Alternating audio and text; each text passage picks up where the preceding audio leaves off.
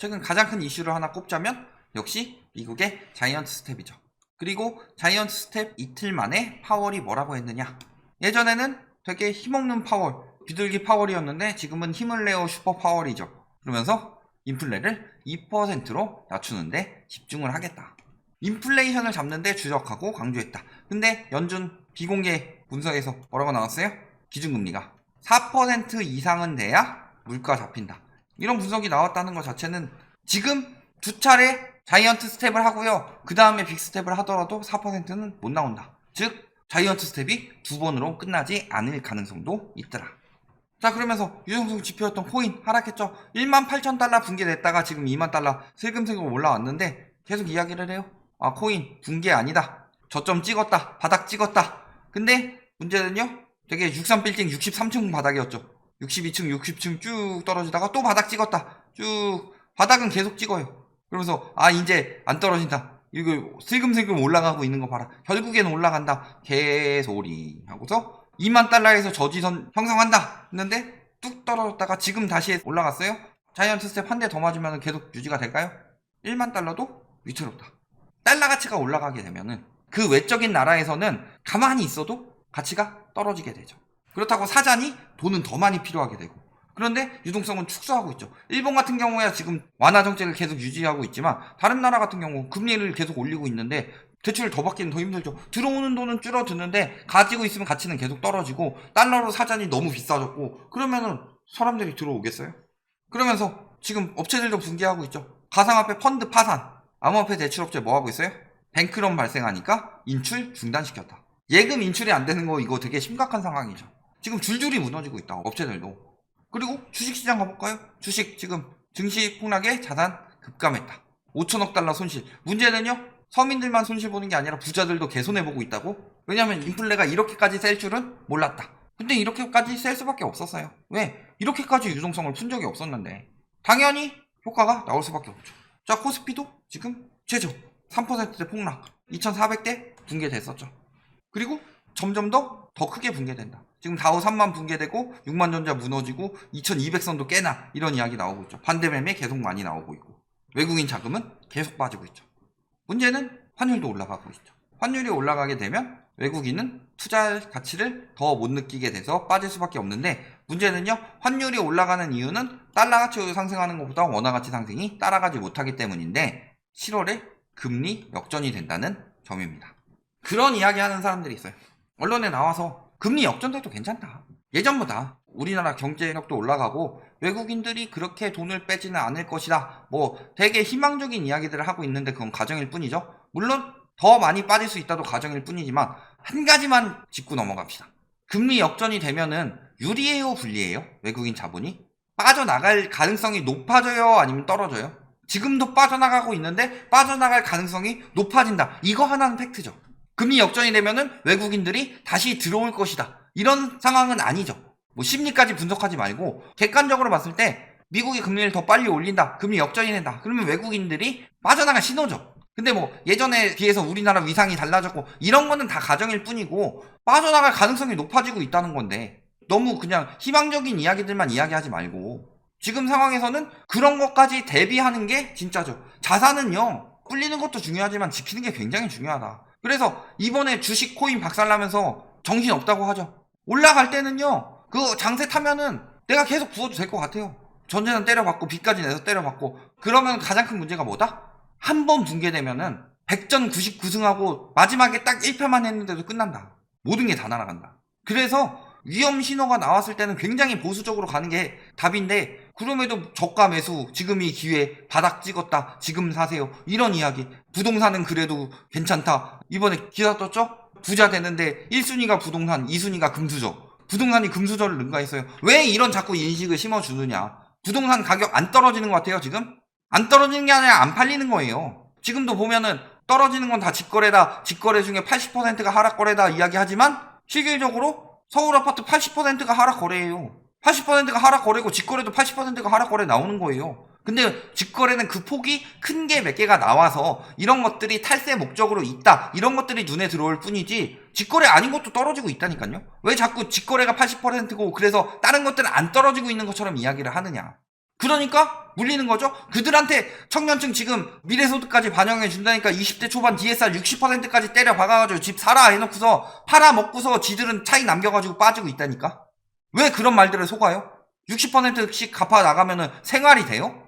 그러면 가치가 올라갈 것 같아요? 나도 생활 안 되고 다른 사람들도 생활 안 될 텐데. 상식이 없어졌어요. 심리만 남았지. 희망만 남았고 장밋빛 미래만 꿈꾸고 있는데 모든 버블은 그렇게 붕괴가 됐다. 부동산 같은 경우 미국도 붕괴된 거 나오고 있죠. 자, 모기지 신청 건수 22년 만에 최저. 금리가 높으니까 바로 나오죠. 우리나라만 금리 올라가는데 금리보다 중요한 건 공급 개소리 집어치우고 찝찝한 거래 감소 미국 부동산이 싣고 있다. 미국도 그런데 우리나라는 계속 오른대요. 미국의 금리 더 빨리 올려서 그래요? 아니에요. 이거 언제 기사들이에요. 모기지 신청 건수 6월 자이언트 스텝 전이에요. 파월 주택 구입 만료했다. 파월은 주택 구입 만료하고 있는데 결정권자가 주택 사지 말라고 하고 있는데 그럼에도 불구하고 사세요. 우리나라 이 경고 언제 나왔어요? 계속 나왔죠. 코로나 이전부터. 왜 나왔겠어요? 붕괴되면 그 이상인 게 눈에 뻔히 보이니까 나오지. 결정권자들이. 근데 지금도 빚내서 집 사라. 빚내서 집 사서 부동산 시장 살아나면 올라가겠죠? 근데 살아나서 올라갈 상황이에요 지금? 영끌족들이 붕괴하고 있다는데. 사실 그 전문가란 작자들도 잘 몰라서 지금도 빚내서 집 사가지고 거래량 늘어나면 살아나겠지 하고 생각하고 있나 본데 이미 그 사람들은 다 샀다. 코로나 때. 그래서 지금 허덕이고 있는데 그때 못 산 사람들은 지금도 못 사요. 두 가지 이유죠. 여력이 되는데 그때 못 산 사람들은 지금 가격은 더 오르고 대출은 덜 나오고 이자는 더 많이 나오는데 왜 사요? 그리고 그때 여력이 안 된 사람들은 집값이 더 올랐고 금리가 더 올랐는데 지금은 더 여력이 안 되죠. 한도 더 줄었는데. 그럼 못 사는 거예요. 못 사는데 거래량이 살아나서 다시 올라갈 것 같아요? 살아날 수가 없는 상황이다. 왜? MB 때 잠깐 살아났던 것처럼 그게 될 것처럼 생각하고 이야기를 했나 본데 그때는요. 여력을 가진 사람들이 남아있었다. 근데 지금은요. 여력을 가진 사람들이 없어요. 왜 없어요? 서울 살 여력 없는 사람들 나중에 이제 들어올 시기가 있는데 수용성 사세요. 오산 사세요. 평택 사세요. 화성 사세요. 이제는 안성 이천 사세요. 그러면서 거기다 다 때려 박았는데 어디서 들어와요? 다 묶인 거예요. 사지 말아야 되겠다. 지금은 때가 아니다 싶은 사람들은 2년 지나서 집값 더 오르고 금리 올라가고 있는데 살 이유가 없고 거기다 차 전년 대비 129% 이야기 나오고 있는데 1년 전보다 압류가 176% 증가했다. 이런 분위기들이 나오고 있죠. 그러면서 미국에서 이제 사지 말라고 이야기하고 그 다음에 미국 전문가들은 우리나라랑 다르게 정직하게 이야기합니다. 우리나라 전문가들은 이거에 너무 미쳤어요. 건설사한테 뽀찌 받아먹고 광고비 받아먹고 이야기해서 또 받아먹고 아니면 아예 거기 밑에 따까리로 들어가서 하든가 건설사를 대변해주는 대변인들이 전문가랍시고 둔갑해서 나오고 있든가. 근데 미국 같은 경우는 여름 지나면은 시장이 굉장히 위험해진다고 부동산 전문가들이 그렇게 말하고 있어요. 우리나라는 다르죠. 왜? 한탕주의는 사람들만 있는 게 아니라 전문가들한테도 있으니까. 그리고 한탕주의를 훨씬 더 이용해 먹고 있으니까. 청년들 심리 이용해서 불안한 심리 이용해서 그 돈 빨아먹고서 지만 잘 먹고 잘 살려는 전문가들이 넘치고 넘쳤으니까. 자, 국내 볼까요? 거래량 아까 앞에서부터 하나씩 볼게요. 거래량 감소, 그 다음에 차압 신청, 경매 늘어나고 있다는 거죠. 자, 거래량 감소한 거 하락 지역 계속 올라오고 있죠. 송도, 동탄, 의왕. 그러면서 이런 것 여기 떨어질 때 뭐라 그래요? 서울은 불패다. 근데 문제는요. 떨어지면 사줘야 될 사람들이 여기 이미 사가지고 다 물렸는데 서울 조금 금매 나오면 살 수 있을 것 같아요? 그러면서 다시 심리 살아날 수 있을 것 같아요? 그 다음에 서울 떨어졌어요. 강남 사구는 오른다. 강남 사구에서 강남 서초. 송파 강동 떨어졌다. 그러더니 강남도 떨어졌다. 자, 경매, 낙찰 가율, 낙찰률. 크게 보면 떨어지는 추세죠? 여기서 슬금슬금 올라가는 타다가 결국엔 다시 떨어지죠. 낙찰 가율은 말할 것도 없고. 이렇게 낙찰 받는다고 해서 기존보다 비싸게 사느냐? 그렇지 않아요. 왜냐면 감정가보다 시세는 항상 높게 책정이 되어 있으니까. 감정가를 낮게 책정하니까. 경매 지표 하락하고 있습니다. 분양, 할인 분양 나왔죠. 서울에. 시작이다 이제. 이미 시작된 지 좀 됐는데 시작 안 된 것처럼 둘이서 달리기를 합니다. 이쪽은 전문가예요. 정보가 있고 이쪽은 연골적이에요. 몰라요. 그래서 뚜 하면서 땅 하고 총 쏘는데 총소리를 얘는 안 들리게 해놓고 얘만 듣고 있어요. 그러면서 지는 혼자 달려가면서 뭐 확인하고 있어. 아직 시작 안 했어. 길 있나 확인해보라고 해서 가고 있어 하면서 지들은 빠져나가고 있고 얘들은 시작 안 했다 해가지고 계속 여기서 기다리게 만드는 거예요. 그리고 지들만 먼저 달려나가서 빠져나가죠. 얘들 희생양으로 삼고. 이 와중에 연골적 대출 완화를 왜 했는지 생각을 해봅시다. 완화 왜 하죠? 거래가 드럽게 안 되니까. 그러니까 완화를 해서 뭘로 사게 하려는 거예요? 뭣도 모르는 청년층들 연끌하게 만들어서 거래 활성화 시키겠다. 이게 목적이죠. 그래서 집값 올리겠다. 그럼 무슨 일이 벌어지죠? DSR 40% 받은 4, 50대 또는 예전에 샀으면 DSR 40%도 안 되는 0에서 40% 4, 50대 DSR 60% 받은 20대 50% 받은 30대 집을 DSR 40%의 소득도 높고 부채 비율이 낮은 사람들이 가지고 있는 게 안전할까요? 아니면은 소득도 낮은데 미래 소득까지 끌어서 부채 비율을 굉장히 높여놓은 청년층이 집을 가지고 있는 게 안전할까요? 시장상으로. 이렇게 넘어가는 게 늘어나는 순간 부실은 증가한다. 그래서요 2020년에서 21년 영끌 붐이 불었고 이때 2030이 굉장히 많이 샀죠. 이게 굉장한 부실 증가다. 이 부실 증가하게 되면요 붕괴될 때 끝이 없습니다.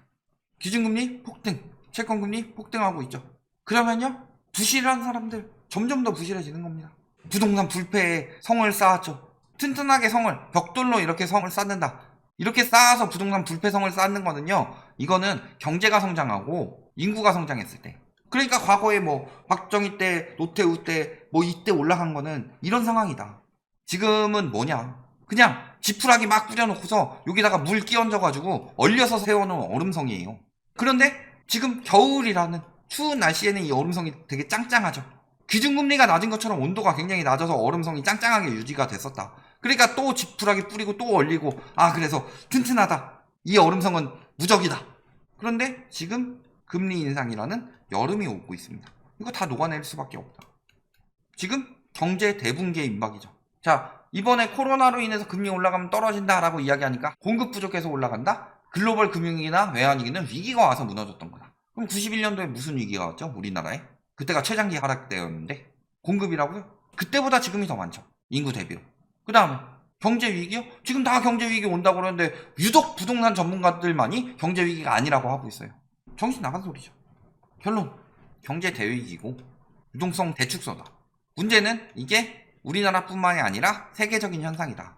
특이점이 있는 나라들 말고 대부분의 나라들은 세계적인 현상으로 나타나고 있다. 그래서 세계적으로 경고가 들어오고 있다. 그리고 이거는 코로나 시작부터 예견된 일이었다. 근데도 아직도 부동산 사라고 하고 있어요. 주식은 심리가 많이 빠졌다고 하는데 부동산은 황금성이 늦다는 그 이유 하나만으로 안 팔리니까 나오지 않는 결과를 안 떨어진다고 거짓말을 하고 있다. 그거에 속아서 지금 당하실 거예요. 주식에서 본 피해는 우습다. 부동산 한번 제대로 물리면. 지금 주식, 코인, 부동산 모두 들어갈 때 아니다. 지금은 자산을 불릴 때가 아니라 지킬 때다. 여기까지 말씀드리겠습니다.